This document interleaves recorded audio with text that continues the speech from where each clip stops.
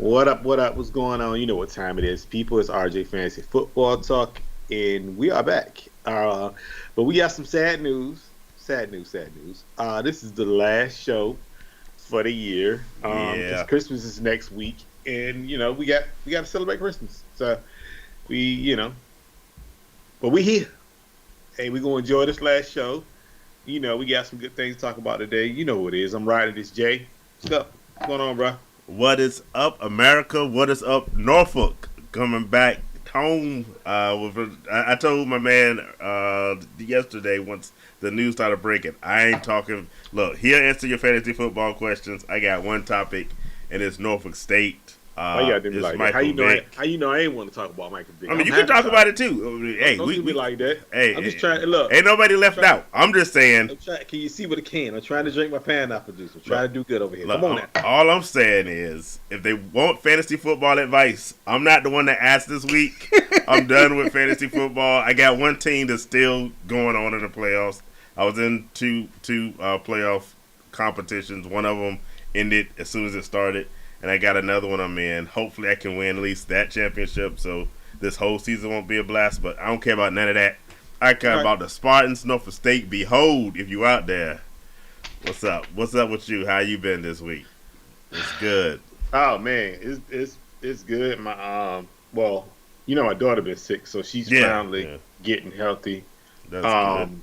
And my son is he's trying to get sick, but we trying to.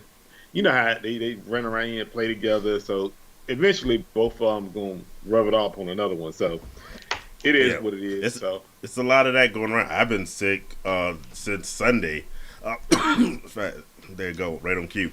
If I go off to the side for a bit, because I was in bed like this whole day, but I said I'm gonna try to make it. Cause since it's our last show, I didn't want to go out there. Shout out to the artists we got. William Watkins. Let's hit this question. From the start, Bo Nix, Cooper Rush, Drake May, or Geno Smith. Who would you play? And I repeat, you play. I'm done. Hold on. You're not doing this to me tonight. I'm out. You're not doing this. No. Just because I'm still in the playoffs, you still mean you can't do this. So, Okay. I try to answer. You still got a job to do. I participate. I'm just job. here so I don't get fined, but I try to answer some questions if I can. Go for You it. got a job to do. Who you like? But me personally, I'm rolling with Bo Nix this week. The news on Geno is that he's okay. Yeah. But I don't know how much I trust that, because he limped off like with a leg injury. Yeah. So he's not practicing quite yet. So I don't know. I think he did like a limited practice today, if I'm not mistaken. So he may play, from what I'm understanding. But I like Bo Nix. I don't know what it is about Bo Nix this year. I just think Bo Nix is playing well. Yeah. And if you, being that it is like playoff time, you gotta roll with the guy that you think gonna get you some points and get you some wins. And the one thing about Bo Nix, they're gonna throw the ball when they get down, because they always get down, and they seem a way to get back in the game. So I say Bo Nix. Cooper Rush had a good game last week because they played Carolina, but I'm not really trusting that. And Drake May, not even.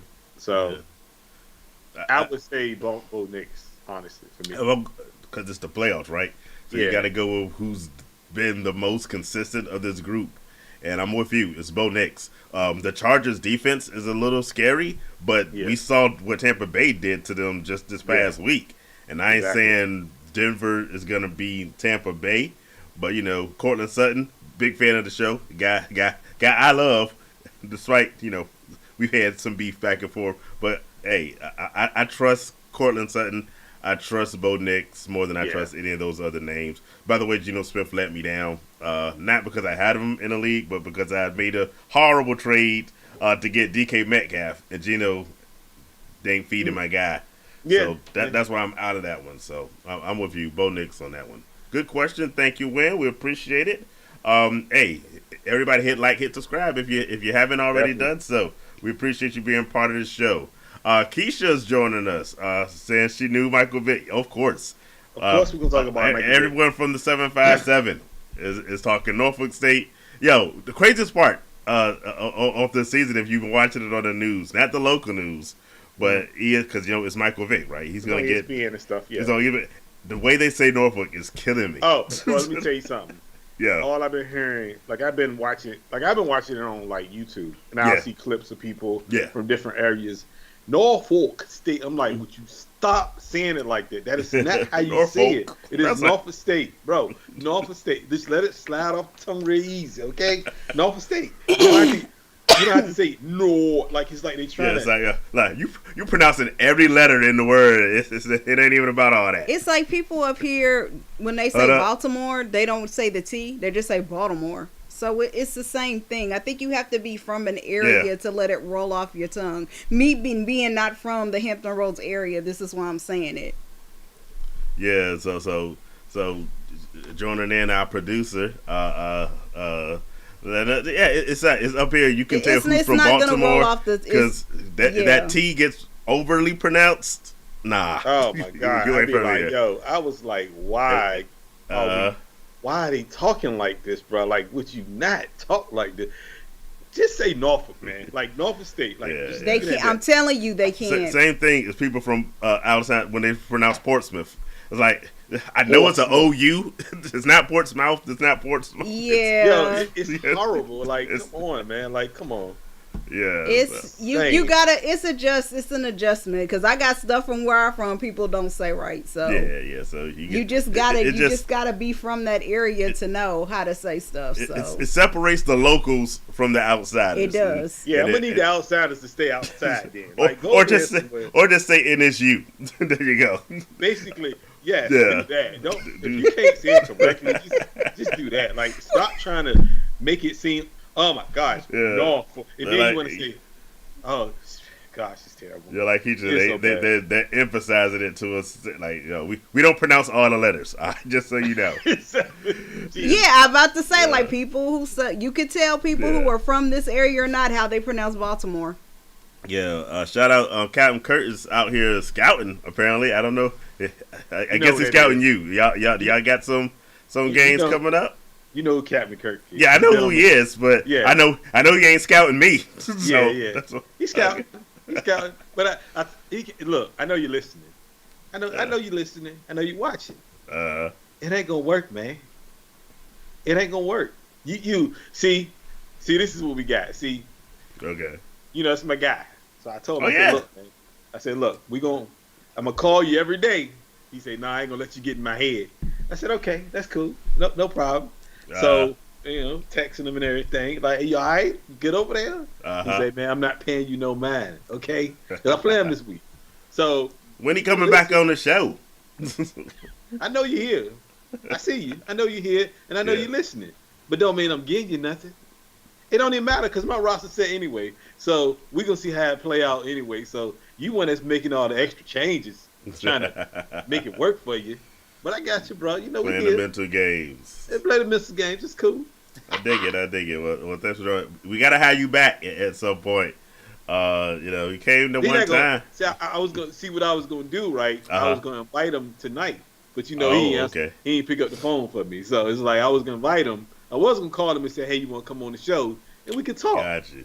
See, but he going to say, no, I'm trying to get information from him. That's cool, though. Well, no, it's the playoffs. There ain't no information to get. Put your best players in the lineup and go at it, and you hope for the best. Like I said, now that you can trust me because I'm out. Except for my one team. I got my one team I'm not going to give up on. Come on back, Captain Kirk.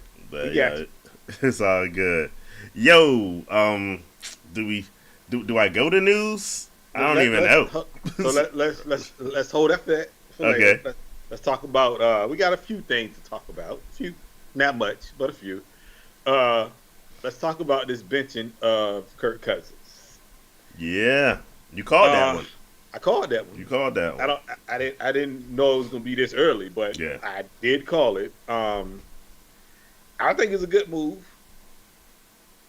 I feel like they did the right thing because right now he needed to get benched, but they moving forward in the process for next year, which they drafted him early, 8th pick in the draft. Was it 8th pick in the draft? It was the 8th. Yeah. They figured the draft. They drafted him early, and I didn't think he was going to sit 2 years. You did say that. You said that in the offseason. Like when they drafted him, you said It's no reason for him to sit. But I also said that contract that Kirk Cousins had, most of that money was paid out this year. Now I think they still owe him like $27 million or something. Yeah. If they trade him to another team, $27 million goes to the other team that they have to pay him, and then it's $37 million that Atlanta will have to pay dead money, the dead money. So if they waive him, then it's like 67 or something like that. Some crazy $67 million dead money. Which is a lot of money. That's it. It'd be not, but it's not higher than what Denver did. Denver did no. It's not the most, but I'm just saying. Yeah, it's still a lot of money. So I say, look, if you, and obviously they drafted him at number 8 for a reason. They had a plan. Despite the Raiders. That's exactly what it was. Yeah, I guess if you want to say that. No, but that's what it was. But they had a plan they had a plan in their mind on when that clock was going to start for him to get them reps. It just happened a little earlier than I expected, to be honest with you, because I didn't expect him to get the job this early. And Kurt didn't help anyway, because Kurt had like 8 interceptions in like 3 games. It was insane. So, look, that's Jameis Winston numbers right there. Speaking of getting benched. But Kirk Cousins can ride in the sunset and say, I got paid $300+ million in my career, and they still got to pay him the remaining of that. So, and if they waive him, he'll get paid again. If they trade him, he's gonna find enough. He's gonna land on his feet. Captain Kirk ain't done. I was talking to somebody about this, and we brung up Purdy. And this is before that news hit that he was getting benched. And I was like, man, obviously everybody know how I feel about Purdy. I feel like Purdy should not get paid a dime. I think Purdy should test the market and feel like, no, I'm telling you. I feel like he should not. I feel like they should allow him to go test the market to see how much he's really worth and let him come back, and then you start it from there. Because if you go out and you say he's worth $20 million a year, and that's the only thing he could get from another team, then that's what starts. Because to the other league mates, you're only worth $20 million. So we're gonna start at $20 million. Either you take this $30 million and go from there, because the thing is, he's asking for $60 million, $65 million. So it's like, okay, cool. But then when this Kirk Cousins thing hit, where he got benched, I'm like, oh, now Shanahan loves Kirk Cousins. So is it possible that you trade for Kirk Cousins and he's in a 49ers uniform next year? Somebody was like, that would be interesting. Nah, he ain't doing that, because you know why would he do that? Purdy guy, I'm trying to tell you, forget about Purdy at this point, right? He loves Kirk Cousins, bro. Oh yeah, like that I know. Like he passed up on Tom Brady trying to get Kirk Cousins. That tells you something. You don't think he would go after a 37-year-old Kirk Cousins right now? 36, 37-year-old Kirk Cousins? For him to he knows the playbook. He's walking into a system that he knows. And you're getting him, and just say they cut him in that dead cap. Pretty much is basically you sign for $1 million, because they're paying the rest of his salary. So you don't think he's gonna get signed somewhere? Y'all crazy. It's gonna be cool to see. By the way, shout out Catherine Bracey joining the show down in the ATL. She likes to move. Get Penix out there. See what they got with him. I am good with the move, because obviously they drafted him. He's gonna be the future. But I don't care about Atlanta Falcons at all. I care about my fantasy football team, and I don't think I like it. I don't think I like it. I don't know if look. I'm in the playoffs, and you're gonna throw a rookie. If I had, not that Kirk Cousins was balling, you probably should have had him benched anyway. Yeah. But if you were relying on Kirk Cousins in the playoffs, hopefully you were able to get up and grab Penix. if he was available or you had another backup. But if I have to put in Penix in my lineup in the playoffs, and this is the semifinals of the playoffs, I am hating this move 100% because we don't know what we're gonna get. And for me, look, I know real football is not the same as fantasy football, but look, y'all got to think about us fantasy football players. You don't make quarterback changes in the playoffs, especially not the Falcons are going anywhere. The Falcons are a terrible team from top to bottom to begin with. Love Raheem Morris, but don't mess with fantasy players in important times like this. Say that junk till later. Would you say? Yeah. Because I think they still got a chance to make the playoffs. I mean, that they're not completely out of it yet, but they're not good, obviously. Yeah, they're terrible. But would you say that he is the reason why they're losing most of these games? No, they're a bad team. And that's the thing about when they picked up Kirk Cousins. A lot of, by the way, shout out Third Man out there. He said he's gonna have to start Penix for his joint. But there's some mentality, and I blame Peyton Manning for this. He went to the Broncos, and then they won a Super Bowl. Everybody thinks you can get this veteran quarterback, and all of a sudden your crappy team goes to contenders. People thought that the Falcons were going to be competitive. I was like, no, that team is bad. It's been bad. It's going to be bad. Just with Kirk Cousins. Better, but still bad. Yeah. Same thing the Jets found out in look, people were saying they need to give Zach Wilson an apology because they were better with him than they've been with Aaron Rodgers. Look, it's good to have the right quarterback, but the quarterback ain't going to make a bad team a good team. The thing that's different about Denver was that was a good team. They made the playoffs with Tim Tebow as their quarterback. And if that team can make the playoffs, then add Peyton Manning Super Bowl contenders. Falcons ain't in that boat. Well, shout out to Carla. Shout out to Atlanta Flag Football Podcast. Also down in the ATL. We talking y'all town. Go ahead. I mean, honestly, in that we talking about a Tebow team. Well, he didn't do nothing to the fourth quarter. Yeah. Tebow.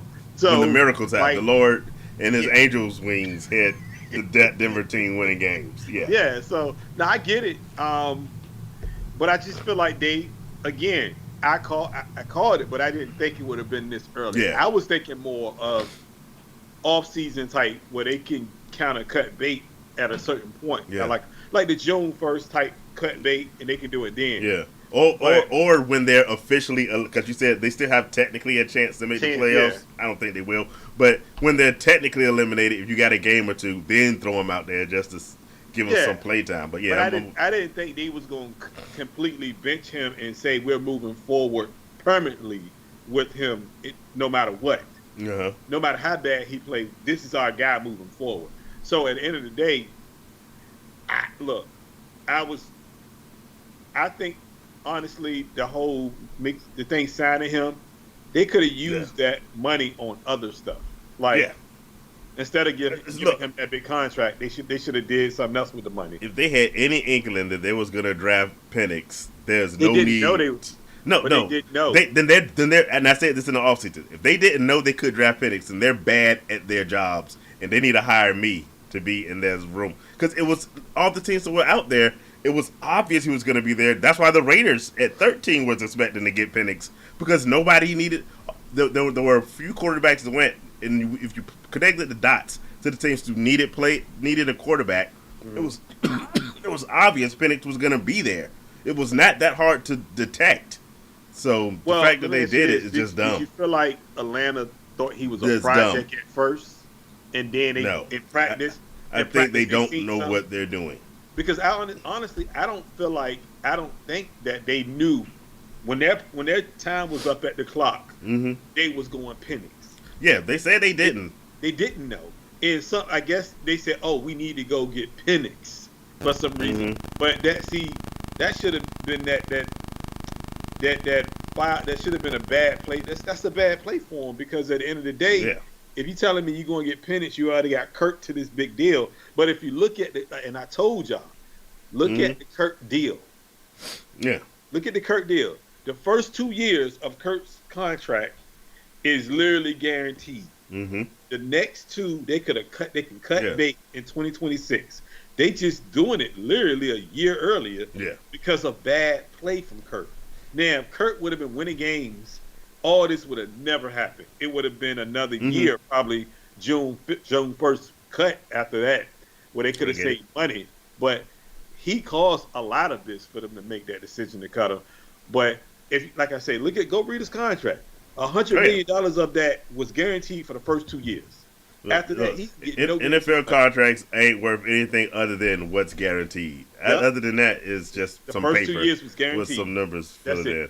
Yeah, Nita talking about, obviously he was going to revert back because, Kirk Cousins, he's made a career out of getting people for their papers. So I get it. But here's another question for you. Kirk, I'm not going to be a Kirk Cousins defender, even though he has won me championships. I always love him for that. Okay. Is Kirk the only problem? Because I still look at that team and that offense. They have Bijan Robinson, Drake London. You got Kyle Pitts, and these are their big guys. I don't think that any of those guys, except for maybe Bijan, in the long run, and even that's sketchy. I don't think these guys are the talent level that the Falcons might believe they have with them. Is it just if you replace Kirk Cousins, does that fix their problems on offense? Well, I'll tell you this. So this is the way I believe it. So if you think about it now, Kirk Cousins, right, in Minnesota had a situation where he had Jefferson. In that latter part, he had Addison. So he had two great receiver and a good receiver. So he had two prominent receivers who could be. He had the house stacked in Minnesota. Look, that team was making Sam Darnold look good. But continue. But I'm gonna get to that point. So those years he was in Minnesota, he looked good because of a Jefferson, because of an Addison. So it got to the point where maybe Atlanta was like, oh man, and I kind of felt that way earlier when it happened because I was like, well, he can make Drake London look good because but again, you felt that way because for what he was not what he was doing for Jefferson, but what Jefferson was doing for him, and how it worked. Now, hindsight 2020, right? Think about it. Sam Darnold looks great in a Minnesota uniform this year, right? Yeah, because of those two receivers. Sam Darnold could go somewhere next year and revert back to what he's always been, and I guarantee which is not a good quarterback. And he could be in the same situation where he can get a $35 million contract per year just because of the strength of what he did in Minnesota. And that's literally what happened to Kirk Cousins. Kirk Cousins got that contract off of the strength. Because, it makes sense now because why would they go get J.J. McCarthy if they told him, look, we ain't going to sign, we're going to draft a quarterback. Right. Because this is what they told him in Minnesota. We're going to draft a quarterback to replace you at some point. So either you good with that or you not, or you can walk. And they let him walk because he didn't want to go to a situation where I have a rookie behind me who's threatened me for my job. Hey, Atlanta did the same thing to you, but they just didn't tell you. So hindsight 2020, it tells you maybe he wasn't that good in Minnesota, and they knew it. They knew they weren't gonna pay him again. And you say this a lot. Is it the quarterback making the receivers good, or is it the receivers making the quarterback good? And I mean, Justin Jefferson will make, like I said, if he fixed Sam Darnold, who hasn't been good anywhere that he's played, then Justin Jefferson might be the best wide receiver of all times. Put that on his resume. We got some comment. Atlanta Flag Football Podcast saying they think the Giants are bad enough because that's Atlanta's comment. Hey, if you want to make your team look good, play against a bad opponent. I'll throw the Raiders out there. A lot of teams look really good when they play the Raiders. Maybe so. They might look good against the Giants. But I will say the Giants have some nice guys in the secondary, including their rookie. I think it seems like Turpin or something like that. So it's going to be interesting to see how it goes. And the funniest thing about it, you're looking here of Anita Bracey. Yeah, out the blank specifically said he didn't want Lamar Jackson. And they passed over a whole bunch of available free agents to get Kirk. So, hey, it is what it is. Again, I mean, people want, let's call it a spade, right? Yeah. We know why he didn't want that, right? Let's be real now.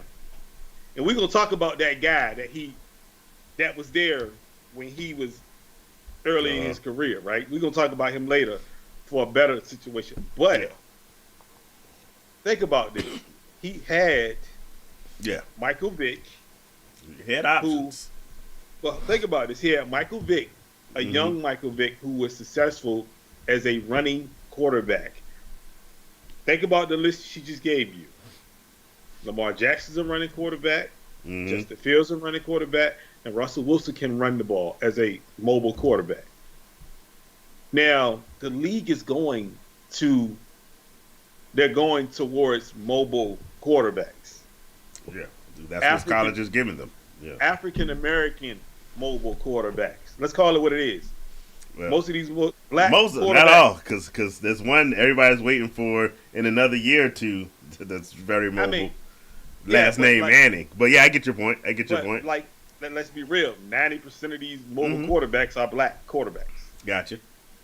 For him not to want one, that you know what they say about him, and I'm not calling him that, but that you know what they say about him because that's what everybody's going to. So the two quarterbacks coming out this year, Cam Ward, Shador, both of them are mobile, both of them are black. And I seen a comment earlier. I know we're getting off basis of what we was talking about, but I seen a comment earlier. Somebody said the Giants have the number 2 pick right now. They say the Giants will not take a black quarterback because they have never started one ever in their life. And they brought up Tyrod, but Tyrod was a hold-in for somebody else, pretty much. So, yeah, I just think. Well, I say this: we'll see what happens in the draft, but there's not a better option out there than those two. So if you're not going to draft them, then you better trade back and get some draft picks because you're not taking any of those other quarterbacks that high. I'll be surprised if they do. And I've been saying this for the longest. Even if they were sitting at 1, I don't feel like they take Shador. I wouldn't even want Shador to go there, personally. He's not going there. The Raiders got him. It's already ready in the cards. If the Giants were sitting at 1. They're not. The Raiders are going to be worse. Trust us. Lord have mercy. I can't with you. It's not even a question. What are you talking about? Oh, my God. Yo, shout out to the Supreme Uncle joining us, Louis Bracy. My mom's up there. She's talking about her team. Yeah, her team didn't do great. But this is, and shout out to the Uptown Comedy Club League. The only league that I still have a hope and a shot in. They do this thing. I'm going to win a championship there, and then I'm going to talk to the commissioner. They do the thing, the default ESPN, where your playoffs are 2 weeks at a time, so it's week 1, week 2, and then blah, blah, that blah, is blah, terrible, blah. By the way. I don't much care for it, but it is what it is. So we'll, like I said, I will be the reigning champion, and then in my reign, I shall see what I can do to change that. But it is what it is. It's a crazy situation. But I think the Raiders are going to be number 1. I see coming in from Atlanta. Shador's not a mobile quarterback. He's a pure pocket guy who can move around. Well, he's mobile in the sense of think back to like a Steve Young kind of mobile, or Aaron Rodgers. Before he went loco. Kind of and broke his Achilles, kind of mobile. Yeah. He can move when he needs to move, and that's all I'm saying. He's not a stiff, and a lot of offensive coordinators don't want the pocket passer, the pocket passer anymore because you got to be mobile. Because think about most teams nowadays, they build a team outside of the Chargers. They build a team from receiver in, and when I say receiver in, they build it from your 2 receivers, your running back, your tight end. That's what they built it off. In a corner, and a left tackle and a defensive end. But they never build it from a center down like they used to back in the day. So, and they never think about the line first. They always think about skill players over linemen. So they want the mobile quarterback because they spend less on linemen than they do on anything else now. So you got to be able to move around. So I get your point, but yes, he's mobile to where he can get out of the pocket and make a play if he needs to.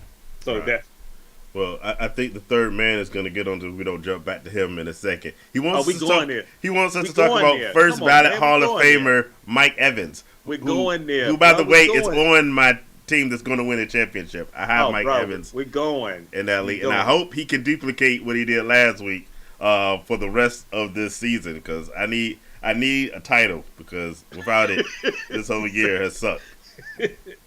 But what you got on Mike? First ballot Hall of Famer Mike Evans. So no, what he's trying to say, because that's we got to go with the receivers and stuff. Mike Evans had a wonderful game. Yes, he did. We coming, bro. We coming. We trying to get through this news first. I mean, you could have came up here and talked now. You're more than welcome. Hey, look, you know the line. Chime in. We can add you. Hey, we can add you whenever you want to come up here now. Just let us know. Hey, I want to jump in. But no, we talking news first. Let's get it out of the way. But let's talk about what we all came here to talk about. We came Michael here Vick. to talk about Michael Vick. Look, this is probably over the last month, maybe. I think the last month and a half. It's been two moments that has the city on fire, right? Is a boxer here. I'm gonna get his name. Keyshawn Davis. Okay. Keyshawn Davis is a pro boxer. He's from here. He's from Norfolk. He just had a fight at the Norfolk Scope. It brought out 11,000, 12,000 people. It was for the city. You know what I mean? So it was good. And he got a gym here. He just opened up a gym. So it's good things happening in Norfolk right now. With this, it makes it even better because I was excited. I'm excited for Michael Vick to come here because if you just think about all the talent that has came from here, you can go back to a lot of pros. Dre Bly, he's one. He's Western Branch, by the way. Go Bruins. Big Dave, he went to Northview. He went to Tennessee. He played for the Green Bay Packers. Keith Willis played for the Green Bay Packers. It's so many stars here, and I just think, man, it's amazing that and the things he could do for Norfolk State is amazing. So what I think should happen, right, is if I'm any local superstar or local person that was from here that's a superstar now, I'm attaching myself to Michael Vick in Norfolk State to help the program out as far as financial funds, trying to get NIL money, trying to get these guys. Because I feel like Vick can flip a lot of these guys that's in the state now. Because the crazy part is Virginia has had three high schools win state titles this year. If you can flip those guys from going to these Floridas, these Florida States, these Alabamas, and let them stay home, bro, this will be crazy. Well, I say this. Michael Vick is a name in the 757. We got a lot of players in that area. Yes. Like you mentioned before. He can get some of them to hopefully stay local. And just today, we talked about this a few weeks ago about Michael Vick when the rumors started. He's that kind of name that just carries weight because, like we said, he changed the culture of being a quarterback in the NFL. And so a lot of these guys and their parents grew up watching Michael Vick. You know what I'm saying? So he's going to immediately have a foot in the door in this recruiting. It's going to be interesting to see how much he does with recruiting versus how much he gets delegated. But, he's going to – it's the Norfolk State over the last 4 years has been 15-30 in football. You know what I'm saying? We ain't got nowhere to go but up. And so I just happy for the move because I think it's going to be a really big thing for him. Great thing for the school. I want to hit back. Welcome to the show, Timothy Ligon. Happy for Vic and growing up here. Oh, he's from Georgia. It's a superstar. Awesome. Good to have you. We also had a few other things I went back, wanted to jump back off, of course. Third man, also from Norfolk State. And going back to the other topic, we were talking about mobile quarterbacks like Josh Allen. Definitely, if you play fantasy football, you pick him up because of his running skills and his ability to get those rushing touchdowns. So the word mobile a lot of times gets equated to black, but mobile means mobile. And you can move. And so, yeah, people need to actually use it. And I get the point that it's not always used that way. And sometimes it's meant, they're mobile as a bad thing. Look, mobile is good, especially coming out, like we said, the way defenses are constructed now. If you don't have mobility, you're going to just be, we saw something earlier, like a Jared Goff. If you're stuck back there like a statue, they're going to eat you up. You gotta have that mobility if you're going to survive. Welcome, Justin. We got to the show. Good to have you. I know he won a playoff game, so good luck to you as you go forward. If y'all are just joining us, this is the final show of the official season because next Wednesday is Christmas, and we obviously won't be trying to do the show on Christmas Day. I think your kids will protest that alone, right? Definitely. You ain't lying about that. So this will be officially it, and we'll come in from time to time with big news and stuff. But the last regular week is this week, so we appreciate y'all being part of the show. I've talked more football than I really wanted to. I'm going to jump back on some Michael Vick stuff. Yo, one of the things, I'm still waiting for the official announcement. I know Michael Vick said it on social media. A lot of places are recording it. I'm waiting for the press conference. Norfolk State says that's supposed to be coming. I'm like, can we keep it rolling? Already? Huh? Can they come already? I don't understand. Like, get a microphone in front of some people and let's just do it.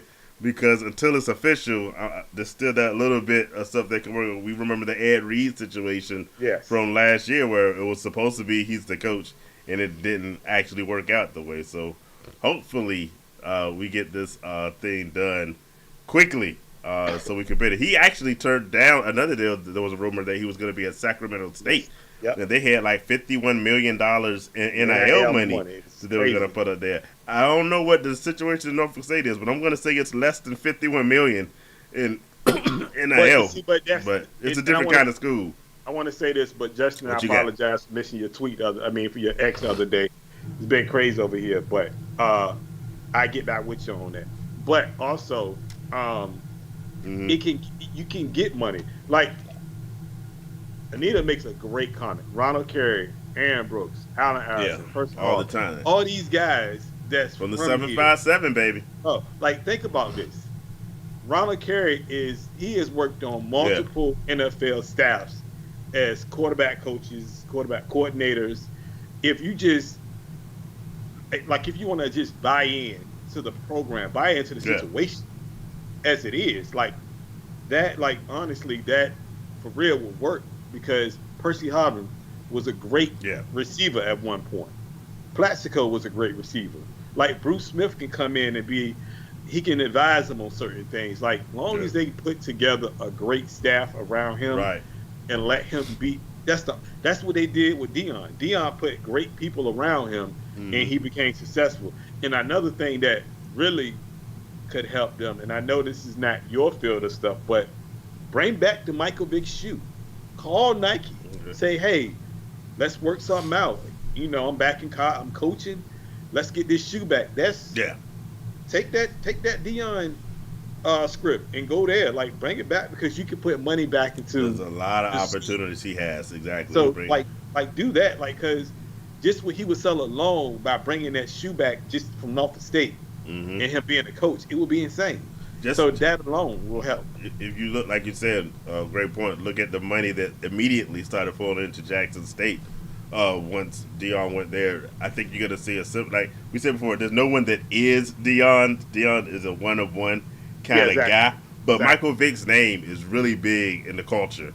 And I can see this thing going really well. And like I said, 15-30 over the last 4 years. So see, but that's why I think, honestly, I think he took the job at Norfolk State over Sacramento State because of the love he would get. Yeah, he's a 757 guy. Over going to California because they don't know Michael Vick. Yeah. Here is like, okay, even though that $51 million, it sounds amazing, yes, for NIL, but his name alone can flip people. He may not need that 51, and let's hope these kids, these local kids that's good, say, you know what? man, I don't need to go to Alabama, which you have a better chance of going to pros, obviously. Yeah. But if Michael Vick can make it work for you, because nowadays it's easier to go to the NFL because it's film. You can get film from anywhere, like smaller schools and all that thing. So getting drafted is not an issue anymore like it was back in the day where you have to go to the big schools. You don't got to do that anymore. You can go to a small school, but they're going to say, well, he only played in this college level. If you're a good player, you're a good player regardless of where you go. So it don't even matter. So, I'm just happy for him, and I think Vick is going to be good. Oh, yeah. I expect good things. Let's actually do some fantasy football since, that's technically what the show's about. Just to ask the question. Yeah. He's got Hurts, Rico Dowdle, Ramondre Stevenson, Devontae Adams up in New Jersey with the Jets, A.J. Brown, Puka, Hawk, the Bills defense, and Dicker, kicker for the Chargers, going against Lamar, your guy. Garindo, I get that. I think that's supposed to be. Yeah, Garindo. Jonathan Taylor, Nico Collins, Jacoby Myers. Look, before I finish the list, they saw 1 week of Desmond Ridder, and immediately was like, you know what, Aiden O'Connell, I don't think you that hurt. He's coming right back. They throw him right back in the fire. Like, give you one of those shots, couple of Band-Aids, wrap that up. Right? You'll be good. Because, Jacoby Myers couldn't do it with Desmond Ridder's a terrible quarterback. He should not be in the league anymore. Okay, forward, Kittle, Cincinnati defense, and McCart. Who you got winning that one? Let me see. Oh. Excuse Rico, Stevenson, AJ Brown, Puka. It's a tough one. I like it's a close one. Rico's been playing good. Definitely. Jalen Hurts had a really good game last week. He hasn't been passing a lot, but he did have a good game last week. He did last. Did you see his first conference? I don't know where he got the diamond joint from on his chain. As soon as he sat down, is that what y'all wanted to see? Because they got the ball to A.J. Brown and Devonta Smith. Yeah. Putting up some numbers. It's going to be tough, but I think he can pull it off. I think Lamar's been playing great this year. Garindo is actually hurt. But they saying he hasn't practiced, but they're going to see. But I think it should be all right. It'll be a tough matchup for him, definitely. Because the other guy got some pieces, Jerome Ford, Kittles. Yeah. That's if they get him the ball. So he may win, but it may come down to the wire. So it's possible. It's be a close one. It'll be a close one. I think it'll be a close. I can't say if you're going to win in that, Justin, but I feel like everything got to kind of hit right with Hurts playing right. So I say this: if Devontae Adams has a game like he did last week, yes, he's gonna win. You should be good to go. Yeah. Here throws a couple of quick ones at you. Who do you like, Jaden Reed or Jameson Williams? I'm gonna say Jaden Reed. Yeah, even though it's more reliable, it's limited snaps for him. He gets touchdowns. It's like he is a boom or bust touchdown guy. So I would say Reed over Jameson because he gets his touches in that offense, but he don't at the same time because they'll give him like 4 catches and then they'll go away from him. But it may change because Monty's out, obviously. Yeah, that's a shame. That hurt me. And Gibbs is gonna kind of be the guy, so they may rely on the passing game a little bit more. But I think Gibbs can carry the load, though. I think Gibbs will be fine, but I don't know. I would go Reed just because. I go Reed too. I would go Reed on that one. Who do you got, Russell Wilson or Brock Purdy? Ooh, they play Miami. Yeah, is it gonna rain? I don't know. If it rains, don't play him. Report. If it rains, don't play him. Good point. He's not good in the rain. But that's a good one. That's because they play Baltimore, Russ and them. With no Pickens, probably. I hate to say this, but I probably would have to go Purdy. Are you gonna say Purdy? Uh-oh. I might have to go Purdy. Because Miami's defense is soft, first of all. They're not tough at all. And Russ is playing a tough Baltimore team. So, slight edge to Purdy, but be cautious with that because he hasn't been playing well, and I do think his shoulder is kind of messed up a little bit. They're just not telling you. So, I believe that. Just be cautious with that. But I would go Purdy just because they play a weaker Miami team. So he may get off. And if it's sunny, he'll be all right. If it's raining, kind of watch the weather. Watch that. So, yeah. Freiermuth or Tucker Kraft? Ooh. Freiermuth. Really? Okay. Yes. That's a surprise.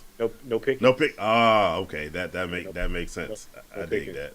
Yeah. Bills defense versus the Pats or the Colts defense versus the Titans?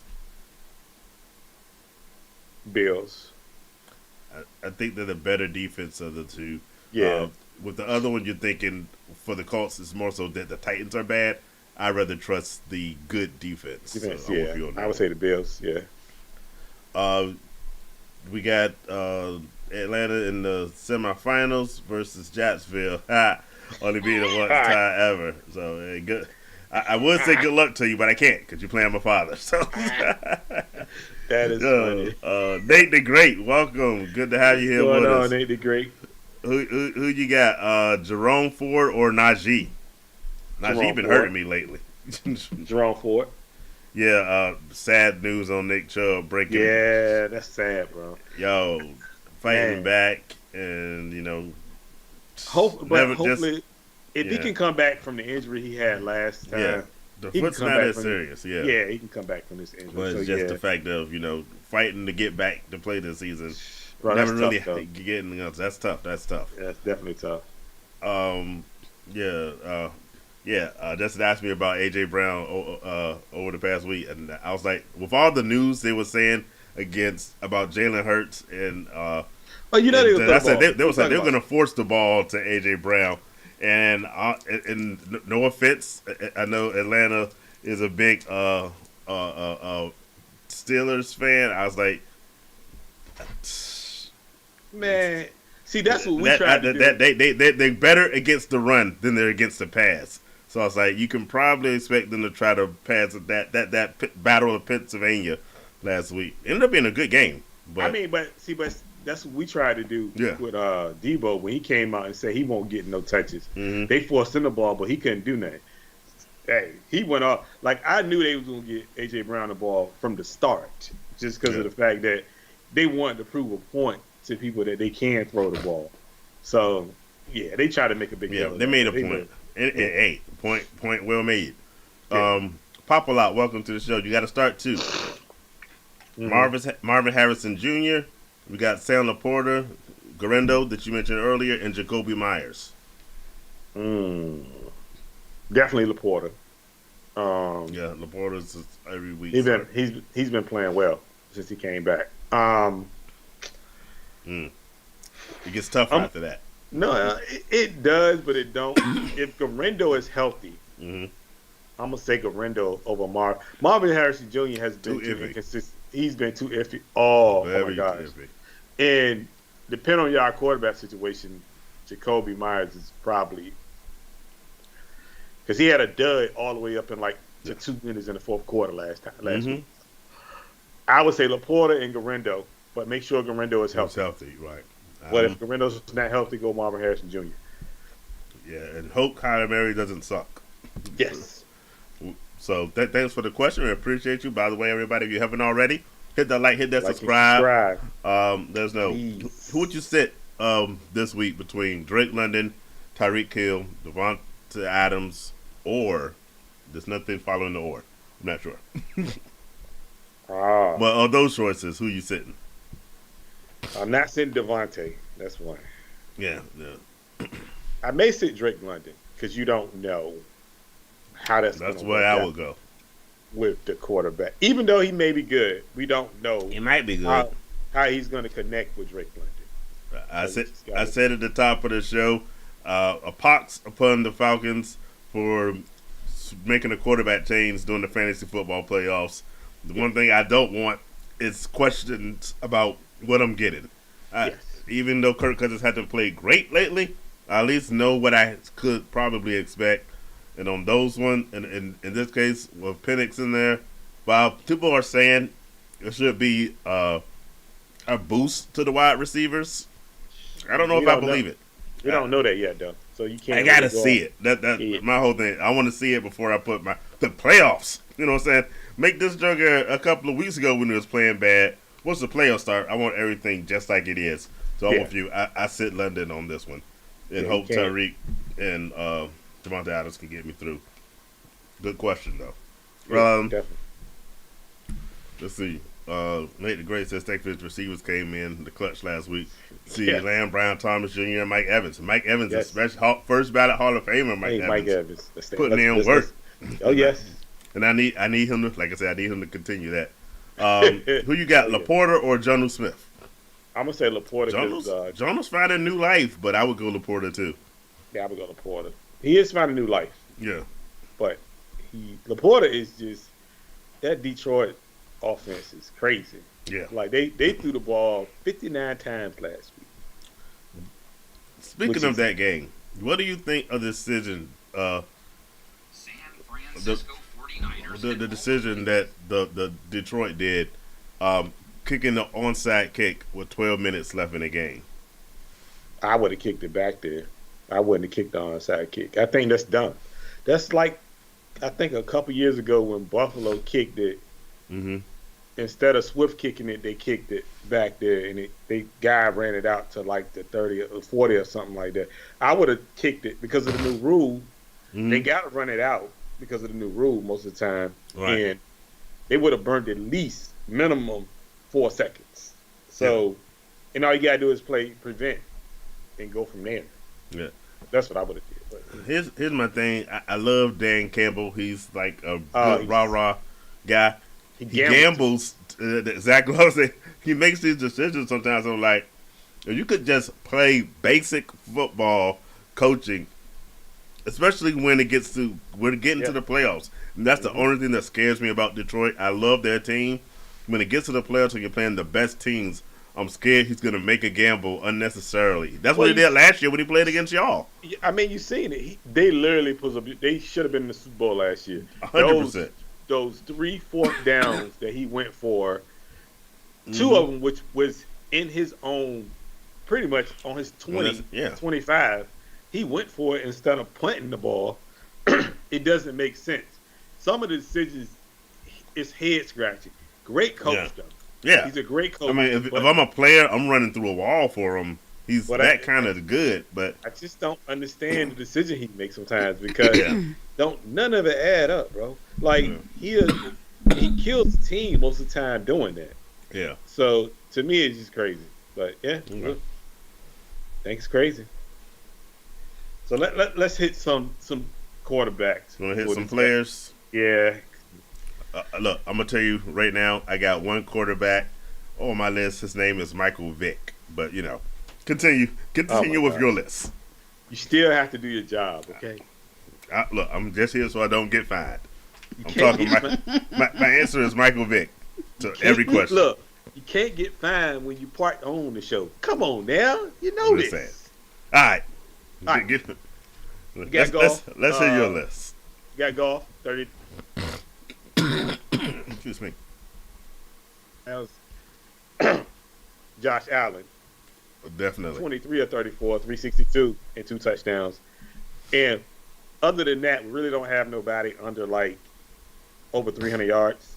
So I picked out a couple players that I thought did work. So I'm going to show love to Baker Mayfield. I was about to ask you, because I lost you for a second. I was going to say that you put Baker Mayfield on the list. Yes, I'm going to show love to Baker. 22 or 27, 288, 4 touchdowns.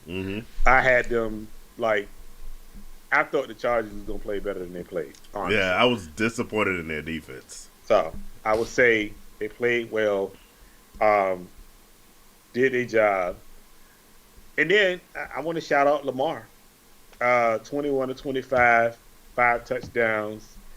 I mean, what else can you say about Lamar? Lamar's having a great season, and I think he's gonna go over 4,000 yards for the first time in his career.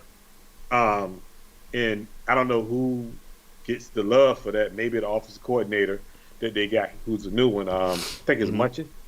So he's looking good now. I don't know who's winning the MVP. That was gonna be my follow-up question for you. Go ahead.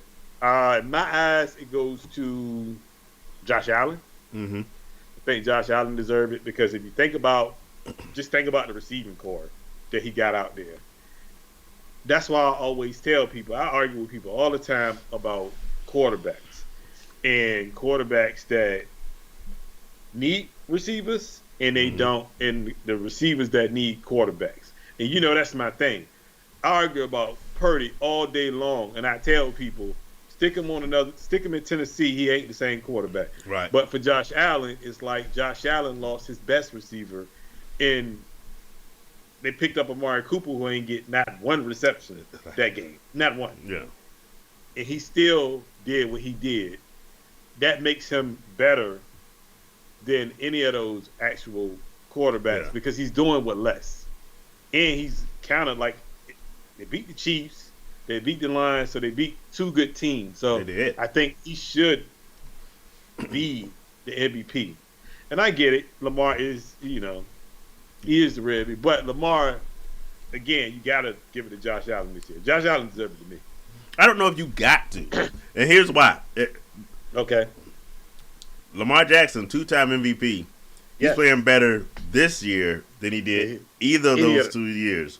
I give it to you. You look at you talked about the receivers. Who's the best wide receiver for the Ravens? Zay Flowers, I think, is what people would universally say. Yeah. I love Zay Flowers.